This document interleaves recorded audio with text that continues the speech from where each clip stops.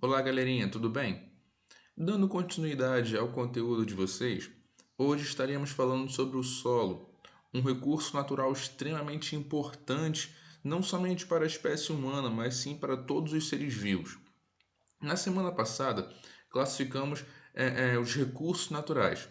Vimos que os recursos naturais eles podem ser classificados de duas formas, como recursos naturais renováveis, são aqueles recursos que apresentam o ciclo de renovação, seja ele um pouquinho mais rápido, um pouquinho mais lento, e vimos também os recursos naturais não renováveis, em que o seu ciclo de renovação é um longo período de tempo. No caso, o petróleo, por exemplo. Para que ocorra a formação do petróleo, milhões de anos são necessários.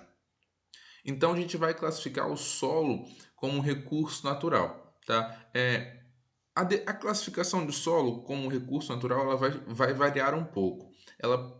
Ele pode ser um recurso natural renovável, porque os solos jovens eles apresentam uma formação, um processo de formação acelerado, ou então um recurso natural não renovável, quando os solos são mais maduros, que apresentam um processo de transformação bem mais lento, tá? Então, mas de forma geral, a gente vai classificá-lo como recurso natural renovável, tudo bem? Mas essa definição do se solo é renovável ou não é renovável, isso não irei cobrar de vocês, uma vez que tem essa dúvida nessa classificação. Tá ok? Então vamos falar sobre o solo, que é um meio extremamente importante para o crescimento de organismos vivos e serve como um recurso natural propriamente dito. Tá ok? Os solos configuram-se como um importante recurso natural renovável que é utilizado pelas atividades humanas para fins econômicos, tendo uma notável importância nas práticas agropecuárias e na geração de alimentos para a sociedade. Então, essa é uma definição geral, basicona do que é o solo e a importância do solo para a atividade humana. Então, para que a gente faça o plantio de, sei lá, de feijão, de soja, trigo, milho, crie gado, é necessário que exista solo. E a gente vai ver que o solo ele é diferente em diversos locais, apresenta uma classificação diferente. Existe um solo que é próprio para o plantio, existe solo que é totalmente impróprio para o plantio. Então a gente vai ver como que ocorre isso e existem técnicas que melhoram o solo. Quando o solo é muito pobre em nutrientes, existirão técnicas que farão com que esse solo se torne próprio para o plantio. Tá? Então o solo é justamente isso, é um importante recurso natural renovável que ele é utilizado nas atividades humanas, econômicas humanas, tudo bem? E ele é extremamente explorado quando quando as pessoas constroem estradas, que tem que cortar montanhas, que tem que asfaltar uma determinada região, isso agride muito o solo. Então acaba ocorrendo deslizamentos, o processo de erosão, e isso afeta demais o ambiente. É muito comum a gente perceber enchentes em grandes cidades e cidades mais para o interior não ocorre muito disso, tirando aquelas que são próximas a rios. Mas é muito mais comum enchentes em grandes cidades, uma vez que o solo é todo impermeável. O que é um solo impermeável? É um solo que não permite a passagem de água. Então, como nas grandes cidades tudo é cimento, tudo é asfalto, a água não consegue penetrar no solo. Então, tem dificuldade de penetrar no solo, depende daqueles bueiros de escoamento de água. Então, e como a espécie humana, como um todo, acaba poluindo demais, estão jogando lixo aonde não deveria jogar, não como um todo, mas algumas pessoas fazem, né? A grande parte das pessoas isso impede que a água venha a escoar de forma eficiente, então acaba tendo alagamentos. Agora, nas pequenas cidades, nas regiões mais do interior, como não é uma grande área de asfalto, então o solo acaba conseguindo por absorver maior quantidade de água, fazendo com que ocorra menos enchente. Tá? Então, o solo ele é extremamente afetado pelas atividades humanas. Tá ok? Formação do solo.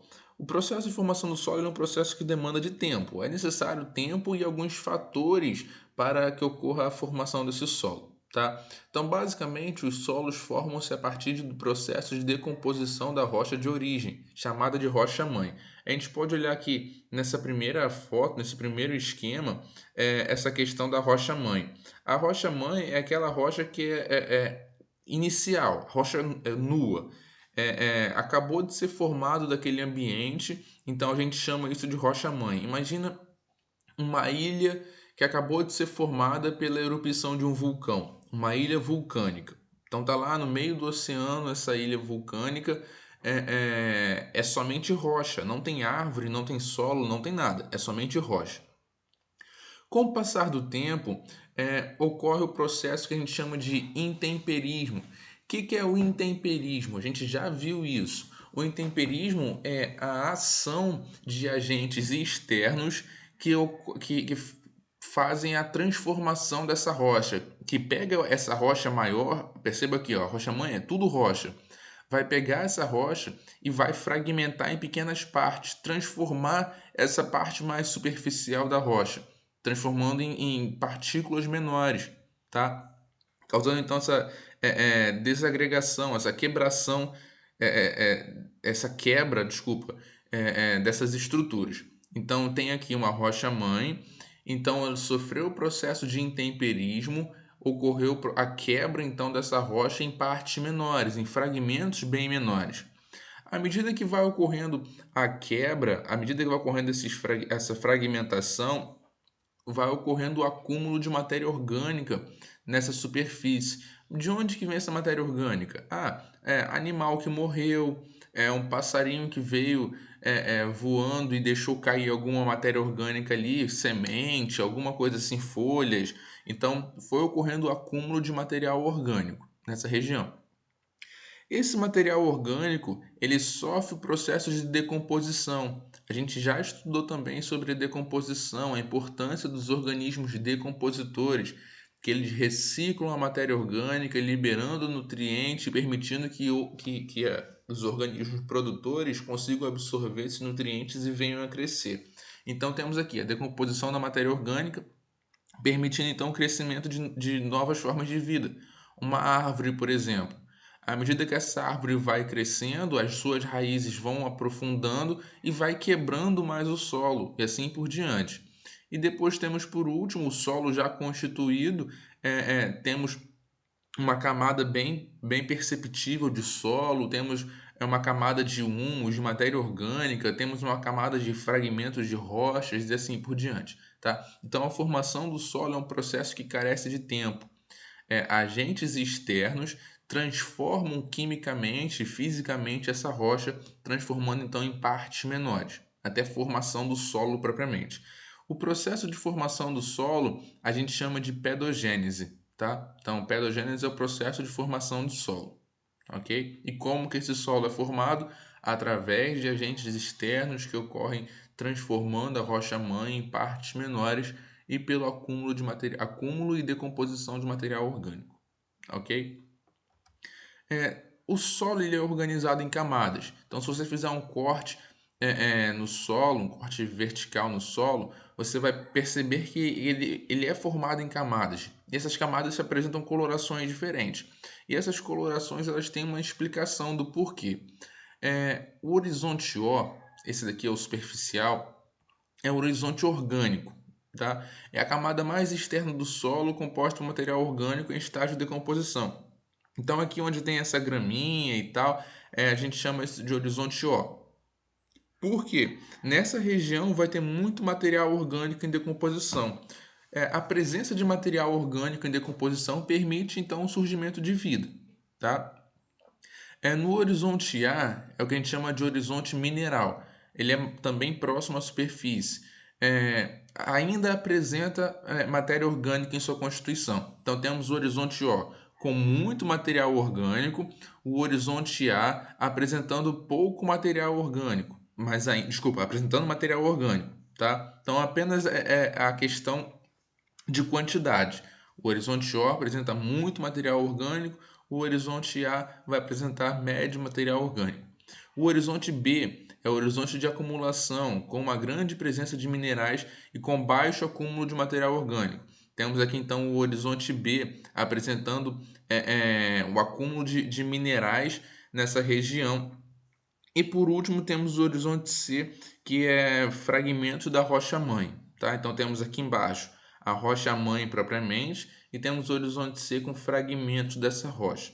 Então é uma coisa que a gente tem que ter em mente. Se o solo fosse um solo jovem, o solo bem recém-formado, essa rocha-mãe estaria cá em cima. Por quê? Porque ela sofreu pouco processo de desgaste, pouco processo de intemperismo. Com o tempo foi passando, foi um processo muito longo de tempo, ocorreu a formação desses horizontes, cada um com a sua característica específica, deixando a rocha-mãe lá embaixo, lá para baixo. Tá? Isso significa que muito tempo foi passado para que ocorresse essa caracterização. Os tipos de solos. Os solos podem ser classificados de diferentes formas. Temos o solo arenoso, o solo argiloso, o solo calcário e o solo humoso. A gente vai explicar cada um. O solo arenoso, como o próprio nome já diz, ele vai apresentar grande quantidade de areia. É aquele solo de praia, areia de praia, tá? Então esse tipo de solo é o solo arenoso. Ele não permite o acúmulo de água, porque os grãos de areia são muito grandes, então a água consegue passar por esses poros que são formados de forma muito fácil, tá? Então ele é um solo, acaba sendo um solo pobre em nutrientes. Então o solo arenoso, ele não é um solo próprio para o plantio, tudo bem? Então o solo arenoso não é próprio para o plantio. O solo argiloso. O solo argiloso, ele é formado por grãos muito pequenos. Então a gente quando compra argila para assim de modelar alguma coisa assim, a gente percebe que o grão que forma a argila, ele é extremamente pequeno, muito pequeno. E isso faz com que seja um solo muito compacto. Aí, e sendo um solo muito compacto, ele acaba acumulando muita água, tá? Então ele vai empoçar demais. É um solo impermeável. É, o fa... Se o solo, somente solo argiloso, ele não é ideal para o plantio, porque acumula muita água. Só que um solo, para que seja ideal para o plantio, ele precisa apresentar um pouco de argila.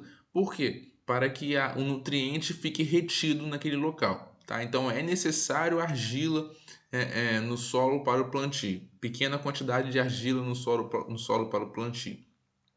Solo humoso. O solo humoso é chamado em alguns lugares de terra preta.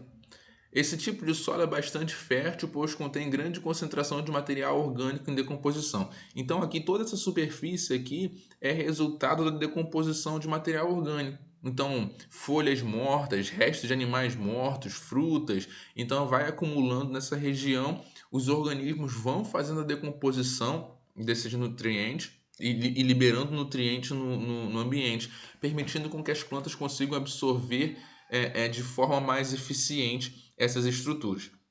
E temos por último o solo calcário, que é um solo com pouco nutriente e grande quantidade de partículas rochosas, tá? Então o solo ideal para o plantio é o solo humoso. No solo humoso, então, vai ocorrer o plantio, grande parte do plantio, tudo bem? Então, cada tipo de solo apresenta a sua característica. Um solo calcário é um solo jovem. O solo arenoso é um solo muito novo, tá? Então, o solo calcário é um solo jovem, o solo arenoso é um solo muito novo, o solo argiloso é um solo bem antigo e o solo humoso ele é meio termo. Por que a gente sabe disso? Porque no solo calcário as rochas são grandes ainda, então a gente consegue encontrar a rocha. Se a gente consegue encontrar a rocha, a gente sabe que pouco tempo se passou para que ocorresse a formação desse solo. O solo arenoso é a mesma coisa, ainda são grandes as partículas, então a gente percebe que pouco tempo foi passado. Já o solo argiloso, como as partículas são muito pequenas, a gente então entende que muito tempo foi passado. Tá? Então, o tamanho das partículas de rochas vai estar intimamente ligado com o tempo que foi passado nessa formação. Tudo bem? Então tenham isso em mente. O tamanho das partículas está intimamente ligado com o tempo de formação desse solo. tá? E para a gente terminar aqui então a aula de hoje, a gente vai falar sobre técnicas para melhorar o solo. Existirão algumas técnicas quando o solo é pobre em nutrientes que farão com que ocorra o desenvolvimento de vegetais, que permitirão o desenvolvimento daquele solo, daquele local. Então, a primeira técnica é a aplicação de adubo orgânico ou de origem mineral em solos que possuem baixo teor de nutrientes. Então, quando o solo é pobre em nutrientes, a gente vai lá e aplica, coloca adubo, e esse adubo então vai servir de nutriente direto para a planta. Tá? Então, quando os pais de vocês, ou vocês vão plantar alguma coisa em casa e não desenvolve, a planta não cresce, geralmente o que faz? Coloca lá um pouco de adubo, adubo orgânico, e essa planta então recebe nutriente e ela consegue crescer. O segundo, em solos pobres também é possível alternar o plantio de um determinado produto com o cultivo de plantas leguminosas, chamadas de adubos verdes. É no caso o feijão, por exemplo. O feijão ele pode ser usado como um adubo verde, uma planta leguminosa. Por quê? Na raiz do feijão vão estar algumas bactérias e essas bactérias vão fixar nitrogênio, que é um elemento atmosférico, vão fixar esse nitrogênio no solo, permitindo então que o solo consiga absorver mais nutrientes. Então acaba servindo de meio para um novo cultivo. Terceiro, utilização de técnicas de irrigação que tanto preservem o uso da água quanto evitem a ocorrência de salinização do solo. O que acontece? Quando você coloca defensivos agrícolas no solo, à medida que vai evaporando a água presente naquele defensivo, vai ocorrendo o acúmulo de sal nessa região. Então, a salinização do solo é um processo ruim, tá? Isso prejudica porque a planta não vai conseguir absorver água de forma eficiente, ela vai perder água para o solo. Então, você irriga, aumenta a irrigação naquele local, para quê? Para que evite esse processo de salinização. Então as plantas consigam absorver mais água, consigam crescer, as frutas consigam se tornar mais doces e maiores. A aplicação de técnicas de correção de acidez. Em alguns locais, quando o solo é muito ácido, as plantas ficam pequenas, elas ficam retorcidas, não desenvolvem direito, assim como o cerrado. A gente falou quando estudou cerrado, a gente viu que o solo do cerrado é um solo ácido, por isso que as plantas são pequenas e retorcidas. Então é feita a correção da acidez para que a planta consiga desenvolver de forma mais eficiente.